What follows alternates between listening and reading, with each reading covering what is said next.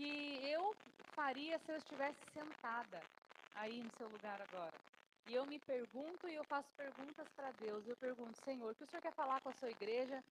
Não é? Isso é que todo pregador deve fazer, por mais que ele já saiba de alguma coisa, nossa pergunta deve ser o que o Senhor quer falar com a sua igreja. E por que falar sobre isso? Mas eu quero te levar a imaginar uma coisa aqui junto comigo. Imagine, irmãos, que você ganhou um presente nessa noite. Você ganhou um vale night com Jesus. Você ganhou uma oportunidade de ser trasladado, nunca sei como é que fala essa palavra, é assim mesmo, até o céu, até o trono de Deus. E você vai ter lá, deixa eu ver, vamos ver quanto tempo você ganhou. 15 minutinhos para ficar diante do trono de Deus. Você ia gostar desse presente? Você gostaria de ver? Nossa, eu sei como é, eu já ouvi, pessoas já viram, já tiveram visões do trono. Isaías teve uma visão do trono, Ezequiel já teve uma visão do trono. Por último, ali mais recente, João, quando escreveu o Apocalipse, também viu o trono de Deus. Então, o presente de hoje você tem 15 minutos para ficar lá, para ver tudo. As mulheres iam observar tudo, não ia? Ia saber a cor dos detalhes. Ela ia falar a cor do arco-íris, a cor do cabelo de Jesus, não ia, mulheres? A gente ia perceber tudo, não ia? Os homens iam ver mais limpado, assim. Brincadeira. Gente, mas imagine você, né? O que você faria? O que você olharia se você tivesse esses 15 minutos? Para o que você daria mais atenção? E depois disso, depois de ter realizado esse Vale Night com Jesus, o que você falaria a respeito desses 15 minutos ali? O que você diria? Eu falei aqui para você sobre Isaías. Isaías teve essa experiência. Se você quiser anotar aí, depois para você ler todo o texto, Isaías 6 vai contar isso. Mas, gente, eu quero falar uma coisa para vocês. Existem seres que têm isso, que têm essa oportunidade, mas não são só 15 minutinhos, não. Existem seres que estão diante do trono de Deus, que já estão lá, de eternidade em eternidade. São os serafins. Você sabia disso? Que os serafins, existem várias categorias de anjos, mas os que ficam diante de Deus, que não saem lá daquele trono, são os serafins. Fala assim comigo, serafins. Vocês acham que eles são bonitinhos, igual aquelas imagenzinhas que a gente vê na internet? Aqueles anjinhos gordinhos, fofinhos, com aquelas asinhas assim? Não, gente, serafim não é assim. Vou tentar descrever um pouco como é que são os serafins para você lembrar deles meia-noite, madrugada, quando você tiver, acordar 3 da manhã lá na sua casa. Os serafins, coisa mais estranha do mundo, eu tenho treco, é que eles têm olhos por todo o corpo deles. Vários e vários e vários e vários olhos. Afinal, gente, eles estão olhando para quem? Para aquele que está no trono. Tem que ter muito olho para ver tudo, não é? Então, essa é uma característica dos serafins. Eles têm 3 asas, 6 no total, né? 2 que cobrem o rosto deles, outras 2 que cobrem os pés, e as outras 2 eles usam para voar, né? Que alguma tem que usar para voar. Você está imaginando essa cena aí, gente? Daquele anjo bonitinho que você imaginava? Não é bem assim. E eles ficam continuamente. João colocou um detalhe a mais. João disse assim, que eles ficavam dia e noite, dia e noite, dia e noite diante do Senhor. Então, esse é o trabalho dos serafins, é ficar diante do Senhor, dia e noite, dia e noite. E sabe, meus queridos, se você fosse perguntar para um serafim hoje, e daí, serafim, como é que é? Como é que é o trono? Me conta. O que tem lá? O que tem em volta? Conta os detalhes. Como é que é a cor do cabelo de Jesus? Como é que é a cor do olho? Como é que é a voz dele? Queridos, tem tudo Eles poderiam falar tantas coisas, mas eu queria dizer para vocês o que eles falam da experiência que eles têm estando diante do Senhor. Eu não passei os textos lá, mas se o Renato puder projetar, Isaías 6, o versículo 3. Pensa no que você diria e o que os serafins falam, tá? Se você quiser abrir também na sua Bíblia. Quando aparecer lá, vocês me falam. Isaías 6, 3. E clamavam uns aos outros, dizendo: Santo, Santo, Santo é o Senhor dos exércitos, e toda a terra está cheia da sua glória. E aí, o que mais que eles falam? Vamos lá. É só isso que eles falam, gente. Santo, Santo, Santo é o Senhor dos exércitos, e toda a terra está cheia da sua glória. Eles não falam mais nada. Eles não falam da cor do cabelo, do tom de voz, eles não falam o que Jesus come, eles não falam nada disso. Eles só falam da santidade do Senhor. É por isso que nós estamos aqui hoje falando sobre santidade. Poxa, esses serafins que estão de eternidade em eternidade poderiam escrever vários livros para nós, né? Contando tantas coisas que a gente quer saber, que a gente tem curiosidade. Mas eles só falam isso, santo, santo, santo, é o Senhor dos exércitos. E, gente, eles não falam com a voz da inteligência artificial, não. Santo, santo, santo é o Senhor dos exércitos. Sabe o que a Bíblia fala? Que eles falam? Que eles clamam uns aos outros. Sabe o que é clamor? A palavra clamor significa gritaria. É gritar, é proclamar algo, é bradar. Então, não é que eles estão assim, eles estão falando uns para os outros. Meu Deus, como ele é santo, você está vendo como ele é santo? Santo, santo, santo é o Senhor, é assim que eles estão falando. Eles estão desesperados diante da santidade do Senhor. Talvez, se você nesse presente que você ganhou aqui nessa noite, de 15 minutos, você pensou várias coisas que você faria, mas quando você chegar lá, você vai falar a mesma coisa. A gente vai dizer a mesma coisa, porque a gente vai ficar impressionado com a santidade do Senhor.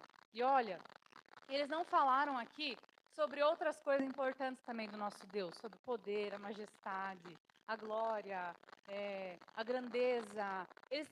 Deus é tudo isso, mas o que Ele é, gente, nessa noite, o que Ele é para aqueles serafins, o que Ele é para nós, o que Ele precisa ser para nós. Santo.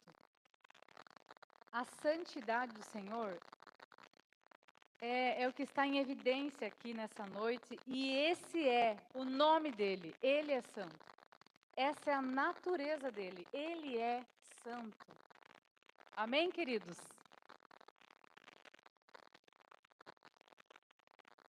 Aqueles serafins, eles dizem isso porque eles chegaram bem perto do Senhor. Eles estão muito perto. E eu quero falar isso nessa noite também, para todos nós aqui. O quão perto estamos do Senhor para a gente também ter essa experiência.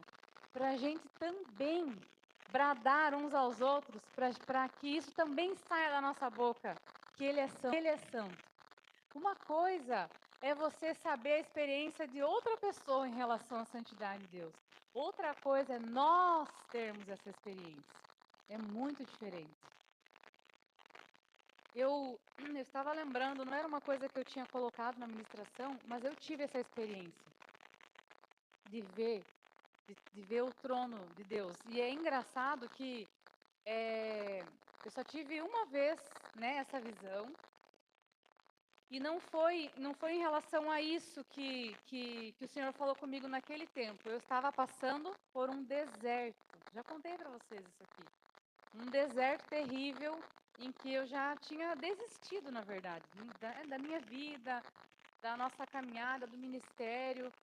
E aí, no momento de oração, que na verdade eu não estava orando coisa nenhuma, eu só estava chorando, só chorando, só chorando. Eu vou para a presença do Senhor agora para chorar. Mas quando eu percebi, alguma coisa me tirou daquele lugar ali e eu comecei a enxergar o trono. Só que eu enxergava um Jesus que não estava sentado, ele estava em pé olhando para mim. E naquele dia eu percebi que Deus cuida de mim. Aquele dia eu tive esse entendimento. Jesus se levantou, eu chorava mais ainda porque eu falava, ele ficou de pé para olhar para mim, para cuidar de mim. Poxa, ele está me observando, ele está me olhando. Diante do trono, gente, nós teremos tudo que nós precisamos. Diante do trono, você vai ter respostas. Diante do trono, você vai ter experiências com o Senhor. Não a que você deseja, mas aquilo que você precisa. Hoje é dia de nós irmos para o trono do Senhor. Nada nos impede. Nós não precisamos, como eu brinquei com vocês no início, sermos trasladados para lá. Isso não precisa acontecer. Nós precisamos de fé, nós precisamos de busca para ter essa experiência. Amém? Queridos, tem mais um texto que eu gostaria que você anotasse aí, que se possível também o Renato projetasse para nós, que está lá em Mateus 7, do 13 ao 14. Porque também quando nós pensamos em santidade, como nós já falamos aqui, estamos falando sobre caminho. Nós também pensamos em caminho. E quando nós pensamos em caminho, nós pensamos em escolhas. São escolhas. Fale para você mesmo, o caminho da santidade é uma escolha. Sim, gente, é uma escolha. Assim como qualquer caminho, você escolheu um caminho para vir até aqui. Eu vim de Uber, não pude escolher. Alguém escolheu por mim. Mas geralmente é o mesmo, né? Mas é tão simples assim. São caminhos que nós escolhemos e a santidade é um caminho. E a Bíblia fala para nós, não tem como não lembrar desse texto que Jesus trouxe para os seus discípulos, quando ele disse assim, ó, entrai pela porta estreita, porque larga é a porta e espaçoso o caminho que conduz à perdição. E muitos são os que entram por ela. Jesus está resumindo e facilitando a nossa vida. Ele está dizendo o seguinte, só existem 2 caminhos nesse mundo. Mas só 2? Mas tem tantas e outras religiões e seitas e... Não, gente, em resumo, é só 2. Ou é o Senhor, ou você já sabe qual que é o outro caminho, né? Não existe caminho neutro. Quantas pessoas... Teve uma época na minha vida que eu dizia que eu era neutra. Né? Eu sou neutra. Eu não sou de Jesus, mas também não sou do diabo. Não existe isso. Não existe, né? Ou a gente é de Jesus, ou a gente já sabe de quem. Infelizmente ou felizmente, na verdade, é assim que as coisas funcionam, né? Se eu não me decido por Jesus, eu não posso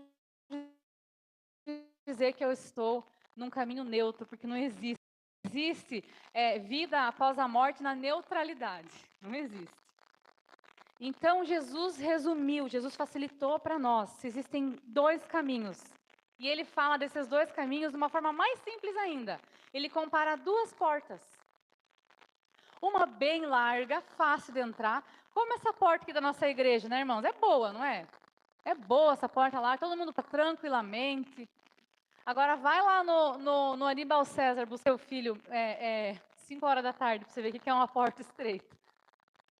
É o que eu passo todo dia lá. É assim, sendo assim, ó, com os outros pais, né? Você vai sendo simplesmente levado pelos outros pais ali que estão atrás dos seus filhos. Aquilo é uma porta estreita para mim. Tenho pavor daquele momento do dia, mas amém. Mas, sabe, o caminho que nos leva para a salvação é como esse caminho que eu falei agora aqui. Não é confortável, não é espaçoso, ele é estreito, ele é apertado. Ele é difícil de passar. E o texto continua, não precisa projetar, mas o texto continua dizendo assim, ó. Muitos querem entrar por esse caminho e não conseguiram. Muitos tentaram e não conseguiram. Nós entramos, gente, por esse caminho, pelo caminho da santidade. Diga assim comigo, pela graça.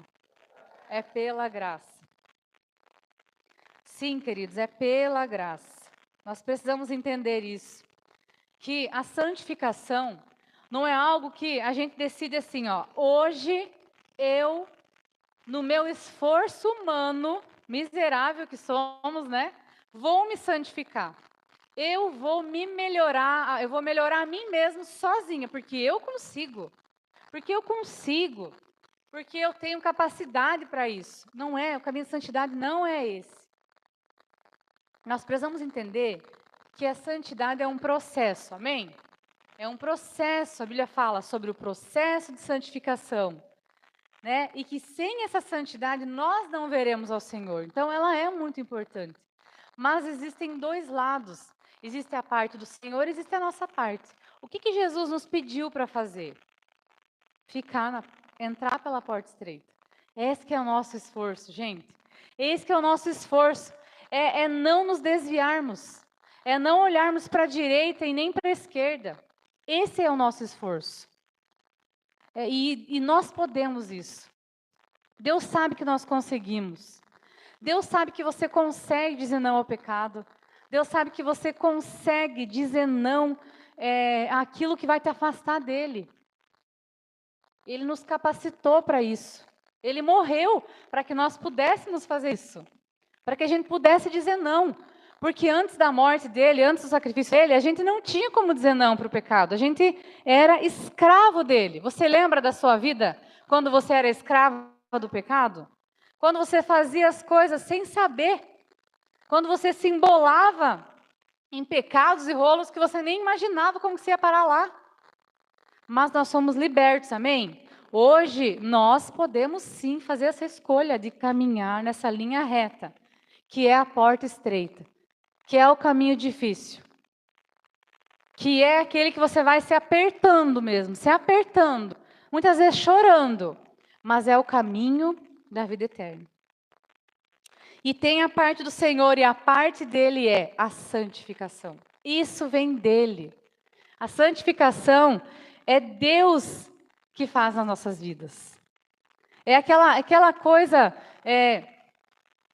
no meu caso, eu lembrei de algo agora aqui, quando você pensa assim, eu não consigo não amar esse pecado, eu amo esse pecado, como que eu vou ficar livre dele?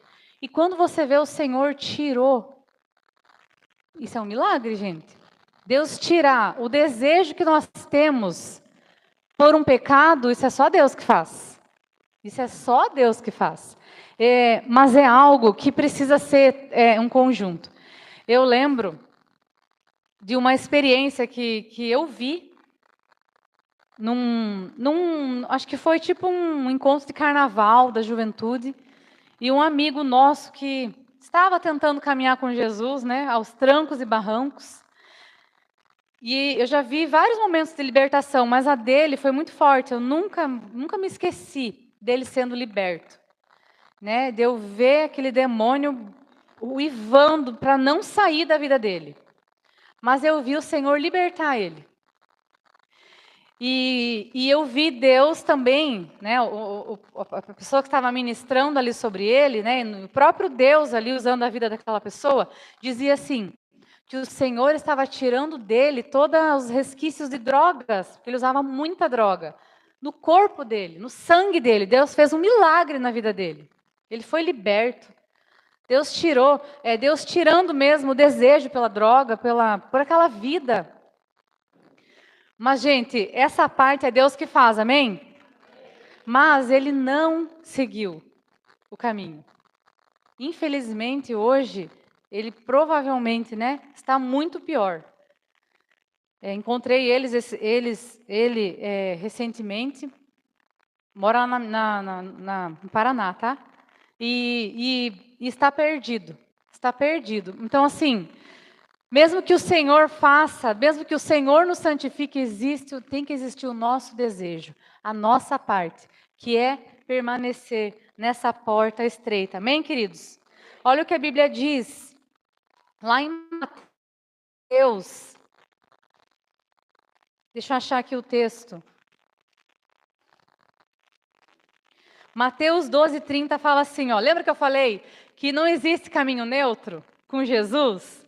Mateus 12:30, Jesus falou assim, ó, aquele que não está comigo, está o quê? Contra mim. E aquele que comigo não ajunta, espalha. Então, esse versículo ele mostra realmente que não existe caminho neutro. Ou nós estamos com Jesus, ou estamos contra Ele.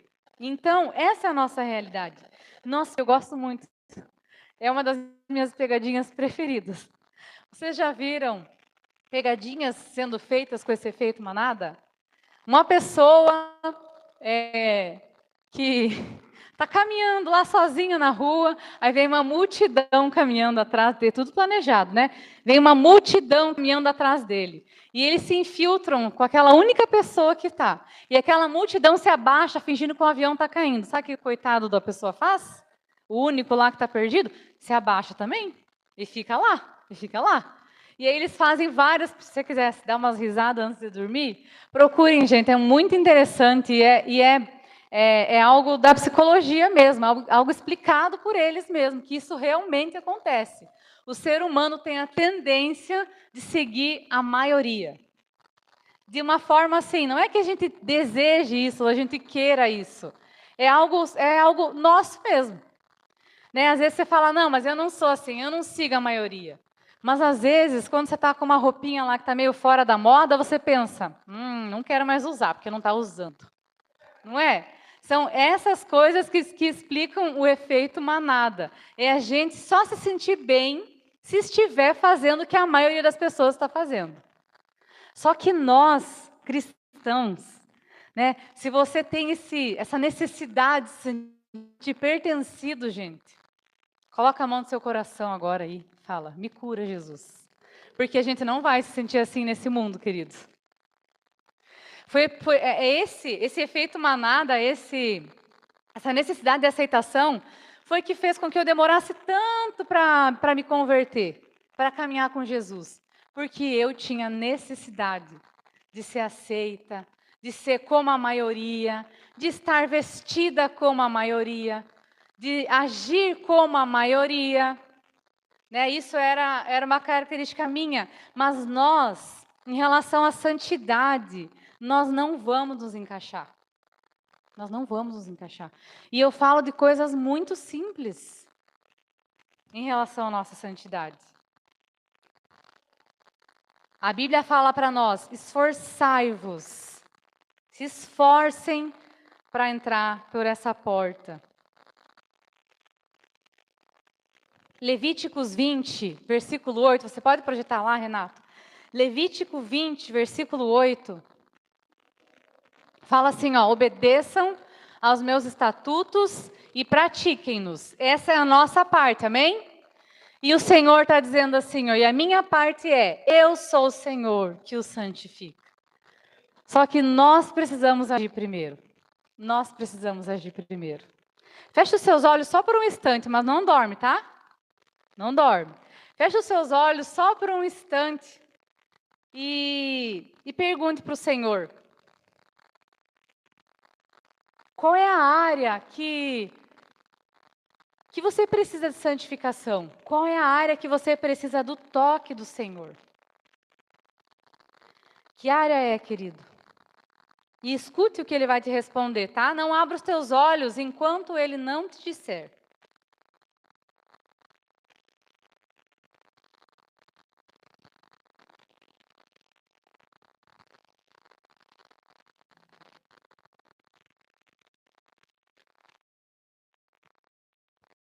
Mostrou algo? Você pode abrir os seus olhos, então Deus mostrou várias áreas para mim. Não foi só uma não, tá? Foram várias. Eu estou pregando para mim mesma aqui também nessa noite. Porque, como eu disse, a santificação é um processo. E esse processo vai durar até que o Senhor te leve, gente. Se você tiver assim, ó, se tiver alguém aqui assim, ó, completamente santo e pronto, é só levantar a mão que Jesus te puxa. Mas não é assim conosco. A maioria de nós está aqui, estamos nesse processo, nesse tratamento. Abre a sua Bíblia comigo lá em Isaías 35, versículo 8. É esse texto que fala para nós que santidade é um caminho. Isaías 35, versículo 8.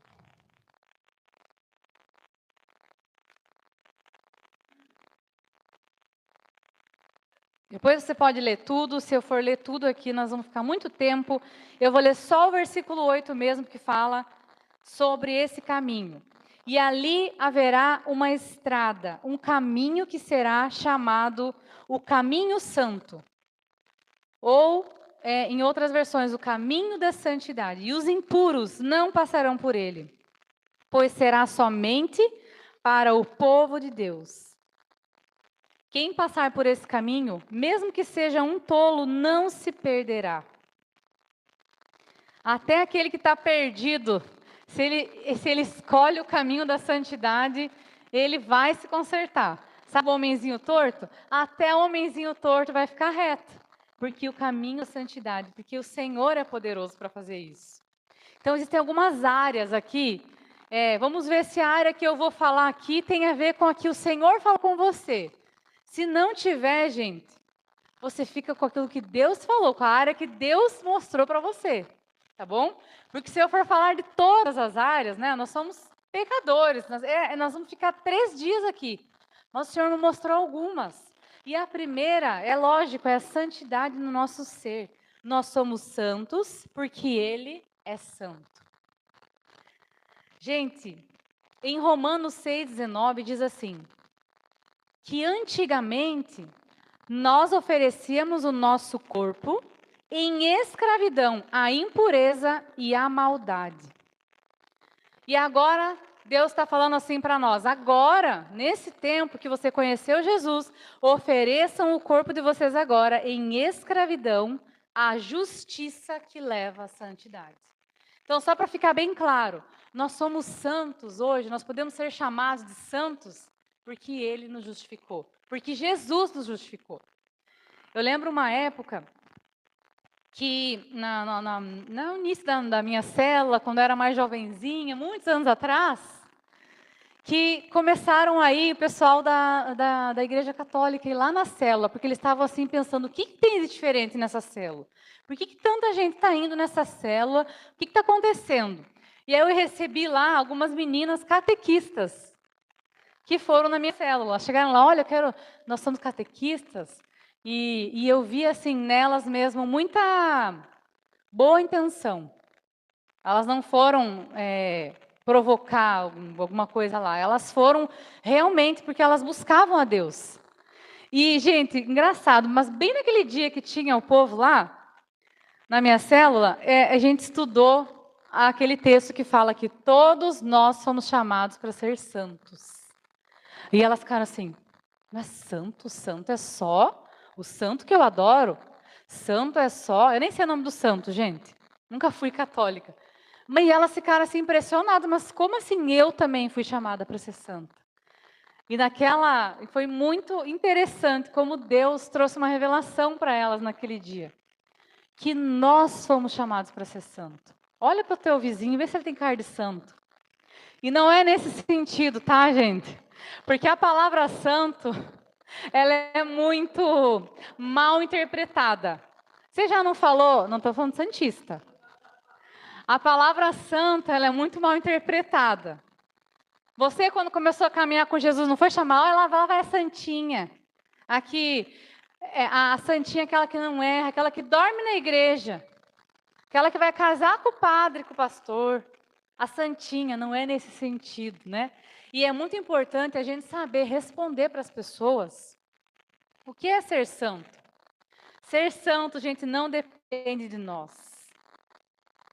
Efésios 1:4, para você que gosta de anotar, diz assim: porque Deus nos escolheu nele antes da criação do mundo, para sermos santos e irrepreensíveis em sua presença. Isso só é possível sermos santos, sermos santas na presença de Deus. Lembra que eu falei? É algo que vem de Deus. Não diz respeito ao nosso esforço. Né? Se fosse pelo nosso esforço, a gente seria chamado ninho de cobra, como Jesus chamou os fariseus. Porque a santidade deles vinha do esforço deles, da aparência. E eu não quero ser chamado de ninho de cobra por Jesus, né? Então, a nossa santidade, nós temos que entender o seguinte, não é pelo nosso esforço. Se vir pelo nosso esforço, algo está errado. Isso não é santidade. A santidade é algo gerado pelo Senhor na nossa vida. Justo, nós somos. Lá na nossa velha vida, a gente tinha vários nomes. Você que já fez o encontro com Deus, vai lembrar do que se foi chamado lá, né?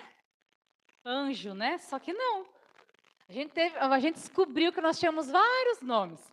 Mas com Jesus, hoje nós somos chamados santos, justos. Ó, assim foram alguns de vocês, lá no passado, com aqueles velhos nomes.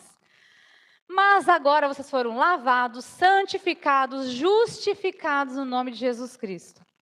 Por isso nós somos chamados justos, santos. E Efésios 2,19 fala assim: santos e membros da família de Deus. Nós somos justos, santos e membros da família de Deus. Amém? O que você fez para merecer isso? O que eu fiz para merecer isso? Nada. Só para a gente lembrar e para a gente poder explicar para as pessoas que santidade é algo do Senhor para a nossa vida. Amém? Então, em primeiro lugar, santos, nós precisamos entender, precisamos ser santos, mas nesse sentido, na dependência do Pai. Segunda coisa, nas nossas atitudes. Não é só, então agora eu vou simplesmente entender que Deus já fez tudo que precisava ser feito, Jesus já fez tudo, Jesus já morreu na cruz e não tem esforço nenhum da minha parte. Não é verdade. A Bíblia fala assim, ó, em 1 João 2,6. Quem diz que permanece nele, deve também andar como ele andou. Então, agora aqui nós estamos falando de andar, de caminhada, de caminho, não é? Então, se Jesus tomou um caminho e você diz que você é dele, né? Você é de Deus, você é de Jesus? Levanta a mão se você diz que é. A Bíblia fala assim, que nós temos que provar isso. Aquele que diz, olha, como se a Bíblia estivesse duvidando de nós. Aquele que diz, né? Você aí que diz que é dele, então você deve provar isso. Estou acrescentando aqui algumas palavras para a gente entender o sentido desse texto. Você deve andar como ele andou. Isso que é a santidade nas atitudes. Nós precisamos. E eu quero abrir, gente, tem um texto que fala muito sobre isso, que está lá em Efésios 4. Renato projeta lá para nós, do 25 ao 32, para você entender o que é realmente atitudes. Portanto, cada um de vocês deve abandonar a mentira e falar a verdade uns com os outros.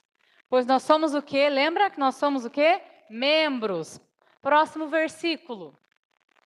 Quando ficarem irados, não pequem. Antes a gente ficava irado e derrubava a casa, não é? Agora a gente se ira, mas a gente não peca. O Senhor nos dá o controle. O Espírito Santo habita em nós para que a gente não se descontrole. Outra coisa, não se ponha o sol sobre a sua ira. Não ficamos mais magoados e ofendidos e emburrados. Fala para o seu vizinho, para de ficar emburrado, que isso não é de Deus. Desemburra. Eita, palavra feia, né? Desemburra. Próximo versículo. Não dê lugar ao diabo, porque tudo que o diabo precisa é de um lugar para ele fazer algo na nossa vida, né? Pode passar. Aquele que roubava, não roube mais. Agora, faça o quê? Trabalhe. Aquele que rouba, não roube mais. Trabalhe para que você tenha dinheiro para repartir com quem tem necessidade. Isso tudo não mostra uma mudança de atitude, de caminho? Próximo versículo. E nenhuma palavra torpe, nenhum palavrão saia da boca de vocês, mas apenas o que for útil para edificar os outros, conforme a necessidade, para que transmita graça aos que estão te ouvindo. Tem mais lá? E não entristeçam o Espírito Santo de Deus, com o qual vocês foram selados para o dia da redenção. Tem mais aqui, gente, ainda? Tem mais? Liberte-se de toda amargura. Nós falamos sobre isso já. Indignação, ira, gritaria e calúnia. bem como de toda a maldade. Sejam bondosos e compassivos uns para com os outros, perdoando-se mutualmente, como quem? Como Deus nos perdoou. Então, isso tudo é um novo caminhar. Se nós não estivermos experimentando isso aqui, então nós precisamos de santidade nas nossas atitudes. Amém? Falou com você? Não é fácil, queridos, eu sei. E é engraçado que esses versículos aqui, parece que ele tirou assim, ó, do nosso dia a dia. É nossa vida, é essa luta aqui, não é? A gente luta para perdoar, a gente luta para não gritar, a gente luta para não estrangular o filho, a gente luta para se manter santo, para não dar lugar ao diabo, para permanecer no caminho, essa é a nossa luta. E eu vou te dizer quando que essa luta vai acabar. Só quando nós formos para o céu, queridos. Descansar é só no céu, gente, porque enquanto nós estamos aqui, a gente pode até descansar e dormir, mas o descanso na luta contra a nossa carne não acaba. E o dia que você resolve sossegar e falar assim, vou deixar minha carne fazer o que ela quer, pode saber que vai dar ruim. Não vai dar bom. Nós não podemos, gente, lembra, nós somos escravos agora do Senhor Jesus.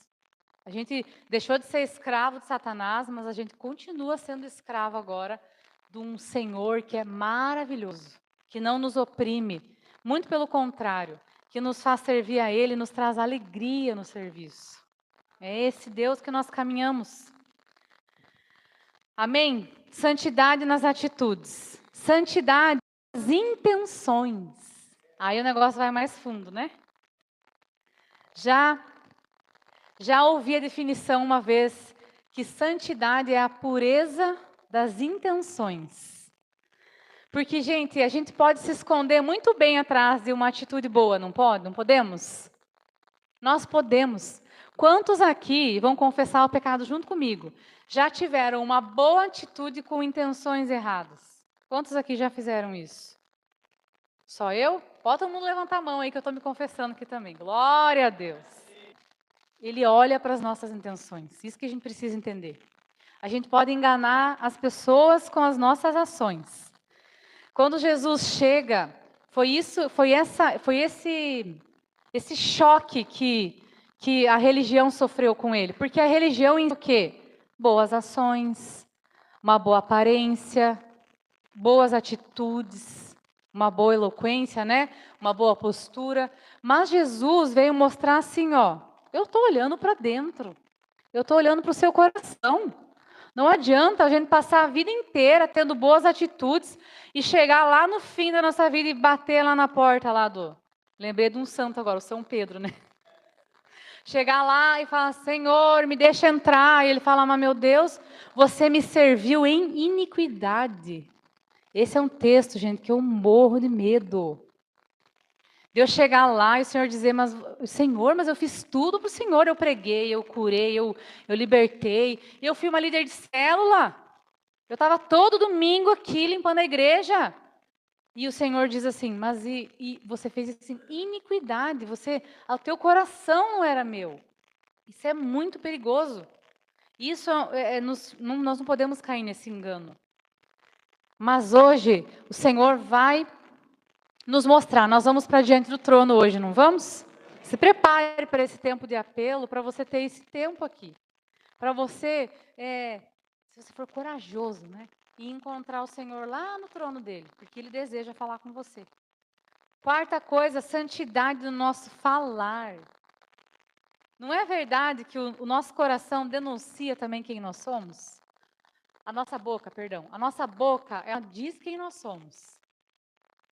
Ela diz o que está no nosso coração. E se vocês sabem que é um versículo, não é um ditado. Que a boca fala e que o coração está cheio. Isaías, por exemplo, chegou, né, ele teve aquela experiência, foi levado, né, ao trono do Senhor. E ele se ajoelhou. E qual foi a área? Lembra que eu pedi para vocês fecharem os olhos? E pedi para o Senhor qual era a área que o Senhor desejava santificar na vida de vocês? Qual era a área que Isaías percebeu que ele estava podre, que ele precisava ser transformado? A língua dele. Gente, nós estamos falando de uma pessoa que não conhecia Deus. Isaías já era um profeta. Isaías já era homem feito. Isaías já vinha servindo ao Senhor. Mas ainda assim o Senhor encontrou nele sujeira nos lábios dele. A gente não sabe se ele era do tipo que falava palavrão ou se era daquele que falava demais. Mas, enfim, era na língua dele o problema. E nós sabemos o que uma língua pode fazer, não sabemos? A Bíblia compara a língua ao leme de um navio.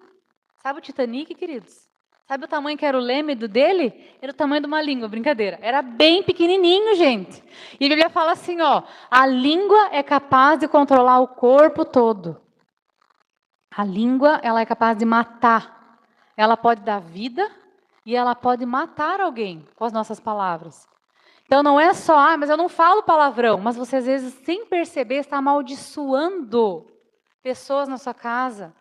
Quando você fala coisas assim, gente, entenda uma coisa, o que sai da nossa boca é vida, tem vida, vai acontecer, e se concretiza. O Senhor nos deu, por isso ele fala assim, ó, a verdadeira religião é, controlem a vossa língua. Fecha a boca quando precisa fechar. Melhor falar menos, né? Porque nós, gente, estamos pecando. Esse aqui é algo que não me admiro que Isaías tenha percebido. Não me admiro que esse tenha sido o pecado dele. Era a língua dele. Era algo que talvez ele não imaginava. Eu acho, a minha impressão é que Isaías ele foi pego de surpresa por ele mesmo. Porque isso aqui é algo que nos destrói e nós não percebemos. Se essa é a tua dificuldade, leia o livro de Tiago e veja tudo o que a Bíblia fala sobre a língua. Para você ver. Salmo 119, 37, o salmista fala assim, ó, Senhor, desvia os meus olhos das coisas inúteis. Gente, eu pulei aqui. Estou falando da língua, já estou falando de outra coisa. Vamos lá para o próximo, então. É um sinal de Deus para não atrasar muito aqui. Santidade na língua, ok? Santidade no olhar, nos nossos olhos. A Bíblia não fala que os olhos são... Tem aquela frase, né? Que os olhos são o quê mesmo? A janela. Os olhos são a janela da alma. A Bíblia não fala isso. Ela fala algo mais sério ainda. Ela fala que os olhos são a candeia do corpo inteiro. E ela fala assim, se os teus olhos forem maus, todo o nosso corpo vai ser mau. É engraçado em relação à nossa vida, né? Em relação à santidade. Às vezes a gente divide a nossa vida, a santidade, em áreas que nós temos que cuidar. Mas a Bíblia está falando o seguinte, que se uma mosca cai no perfume, todo o perfume vai ser contaminado. Então, se existe qualquer área na nossa vida, é como se todo o nosso ser estivesse precisando do Senhor. Vocês entenderam? Se é o nosso olho, se é a forma que nós olhamos, então todo o nosso corpo precisa ser lavado. Agora sim o texto que eu estava lendo. Senhor, desvia os meus olhos das coisas inúteis. Peça isso para Deus. Quantas vezes, gente, o pecado começa por um olhar. Quantos estão entendendo aqui o que eu estou falando? Um olhar. Eu listei alguns olhares aqui.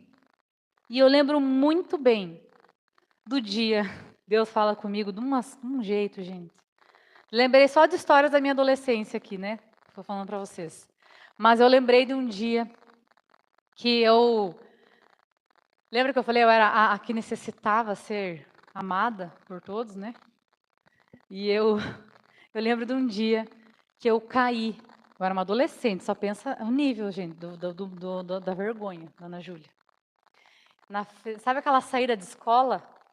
E eu caí no meio da rua, na frente de todos. E eu levantei, e é claro que eu não chorei ali, né? Mas depois em casa eu chorei muito. E eu falei assim para Deus, por que essa humilhação? Por que essa humilhação? E Deus me disse assim, eu odeio o olhar altivo. Sabe o que é um olhar altivo? Um olhar orgulhoso. É aquela pessoa que acha que é mais do que os outros, só pela forma como ela olha. E sabe por que Deus fez isso comigo, gente? Porque era assim que eu me sentia. Era assim que eu me sentia. Sabe por que eu estou falando isso? Porque eu era filha da diretora. Eu era filha da diretora. A filha da diretora que Deus fez um trupicar lá, que eu não sei até hoje, gente. Acho que foi um anjo que fez assim, ó. Eu vou mostrar para ela quem que ela é. Vai comer asfalto, vai comer piche. Mas aí, Senhor, Deus me lembrou de mais um texto, que os humilhados serão exaltados. E ainda eu comecei a entender que eu precisava ser humilde se eu quisesse ser exaltada.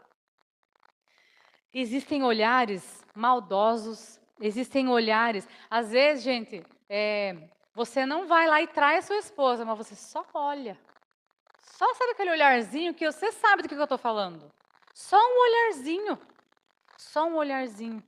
Maldoso e, como que é a palavra? Com segundas intenções. Ou um olhar de medo. Às vezes, muitas vezes, eu me peguei fazendo isso, colocando medo nos meus filhos com a forma que eu olhava para eles. Não estou falando que a gente não tem que pegar mais firme, né, gente? É tudo com as crianças, né, gente? Todos meus exemplos aqui de erro com nossos filhos, né? Mas aquele olhar que você permite que Satanás entre ali, meu filho, e apavore as tuas crianças. O que a Bíblia fala? Nós lemos juntos, não deem lugar ao diabo. Gente, são pequenas coisas. Foi um beijo que fez com que Judas traísse Jesus, não é? São um beijinho, beijinho, beijinho só. Uma coisinha pequenininha, né? Olhar de desdém. Sabe aquele olhar assim, ó? Vou imitar agora aqui os adolescentes. Gente, esse olhar aqui é perigoso. Sabe por quê? Porque eu já vi demônio fazendo isso. Já vi. Se você for na linha da libertação, você vai ver tudo que os demônios fazem, tudo coisa que a gente faz às vezes e não percebe que a gente está fazendo igualzinho, né? Eles olham com deboche, não é? Você já não viu um demônio assim através de uma pessoa debochando? Então nós temos que cuidar para a gente não dar lugar ao diabo.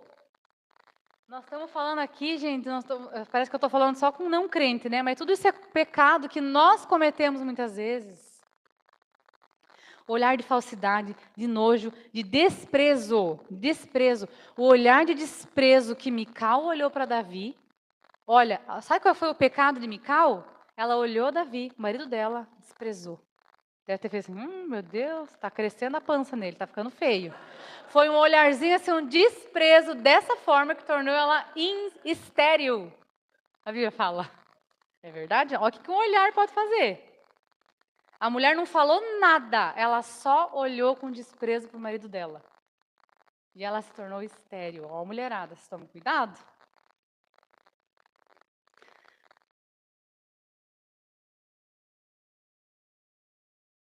Fala assim, ó, pois tudo que há no mundo, a cobiça da carne, né? A cobiça quer dizer o desejo da carne, o desejo dos olhos e a ostentação dos bens não vem de Deus.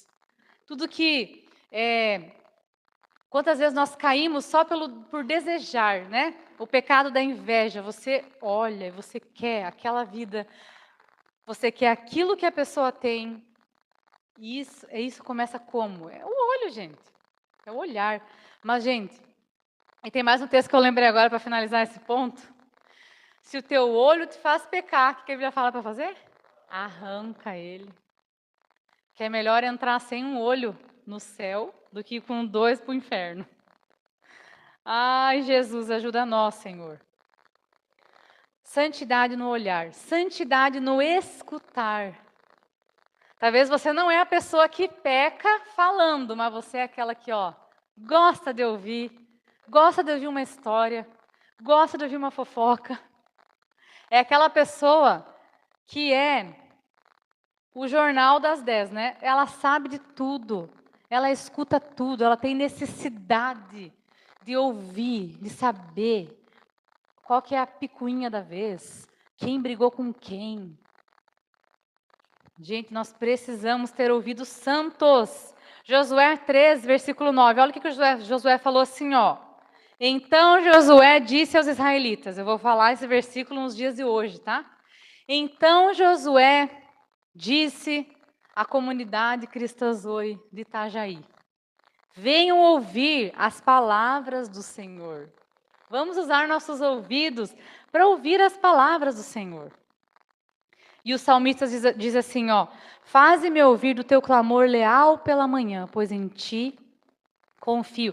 Várias vezes a gente vai ver o salmista pedindo assim: Deus me guia, Deus fecha minha boca, não tem aquele versículo? Que fala: põe um anjo na minha boca, um guarda, para eu não falar bobagem. Desvia o meu olhar, já li para vocês aqui. Fecha os meus ouvidos.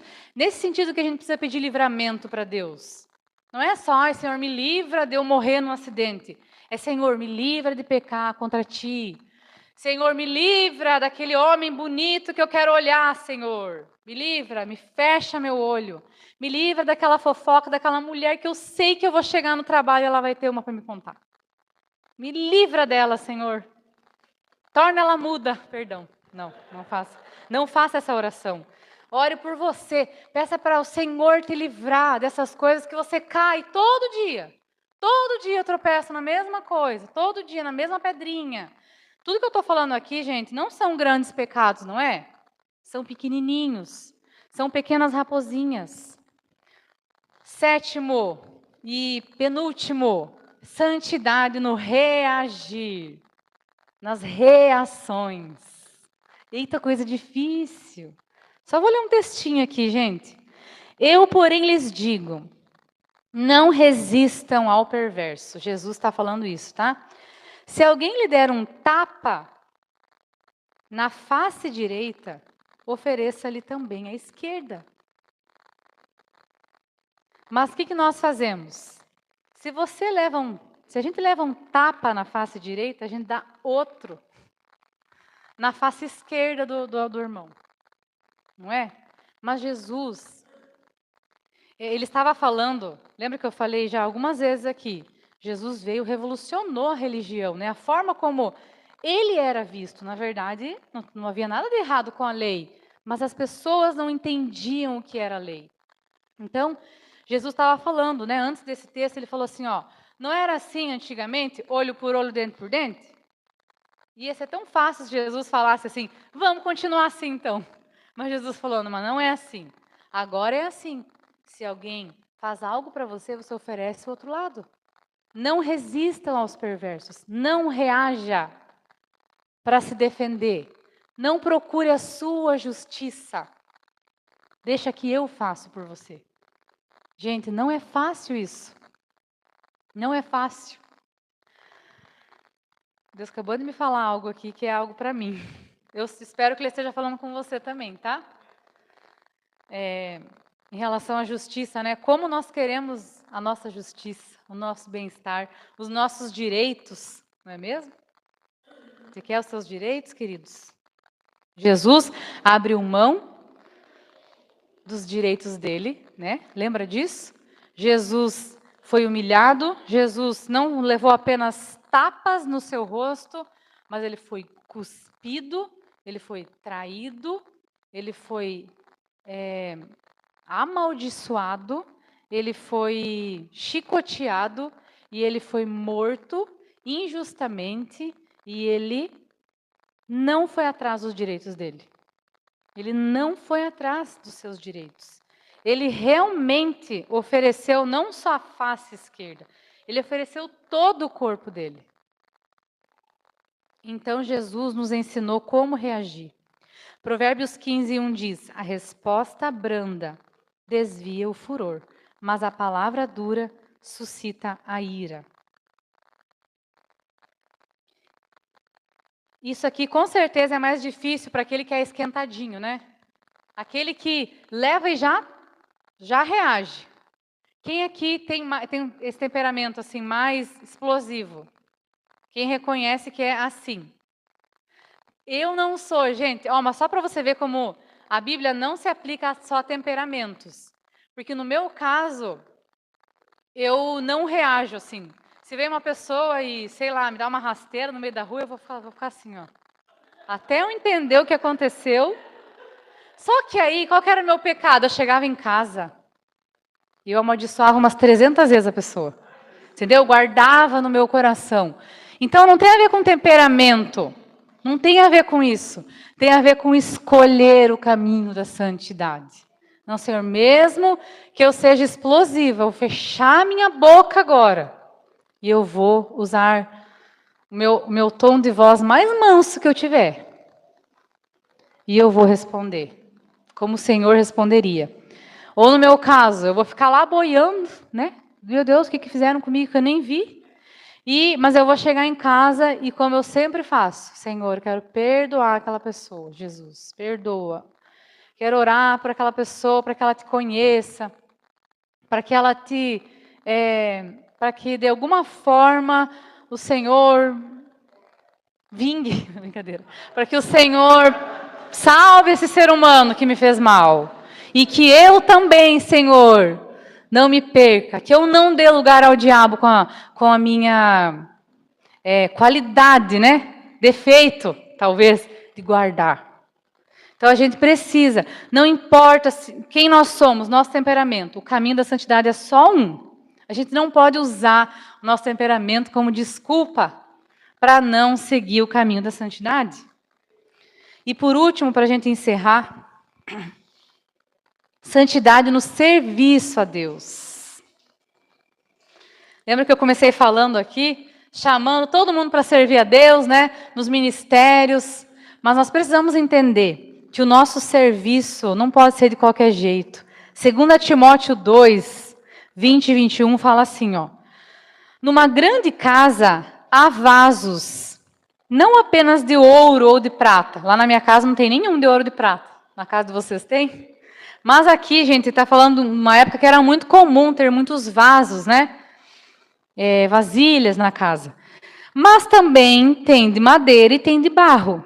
Alguns vasos são usados para fins honrosos, outros para fins desonrosos. Mas a palavra de Deus para nós é, se alguém se purificar dessas coisas está lá falando, tudo que a gente leu lá em Efésios, da mentira, da impureza, todas essas áreas que a gente falou aqui, será vaso de honra. Deus está dizendo para você, olha, se você escolhe o caminho da santidade, sabe o que você vai ser para mim? Diz o Senhor, um vaso de honra. Você não vai ser qualquer um. Você não deseja ser alguém útil para Deus? Alguém, e a Bíblia fala inclusive aqui, ó, ele usa essa palavra. Vaso de honra, santificado, útil para o Senhor e preparado para toda boa obra. Às vezes nós pensamos que para servir a Deus a gente precisa ter talento, né? Mas o Senhor está falando o que aqui? Santificação. Talento eu coloco, capacitação eu levo. A gente precisa disso também, mas o que o Senhor diz ser necessário para fazer de nós um vaso de honra é a santificação. E aí nós seremos úteis e preparados para toda boa obra. Você quer ser essa pessoa para Deus? Eu gostaria que você guardasse as suas coisas e que você ficasse em pé aí no seu lugar, para que a gente possa orar por essa mensagem. Só para eu saber, alguma área, eu falei aqui de 8 áreas. A área que o Senhor falou com você não estava na ministração? Se sim, só levanta a mão, só para eu saber. Ou bateu aí com aquilo que Deus falou, ou Deus te mostrou mais alguma área. Foi tudo então? Foi tudo aqui? Bateu, gente? Revelou. Fala, Senhor. Então nós precisamos agora tomar essa decisão de ser como Jesus, ser de santos porque eu sou santo, de ser como Jesus, de olhar como Jesus, de pensar, né, de ter intenções como as de Jesus, de falar como Jesus, de escutar como Ele, de reagir como Ele e também de servir como Ele.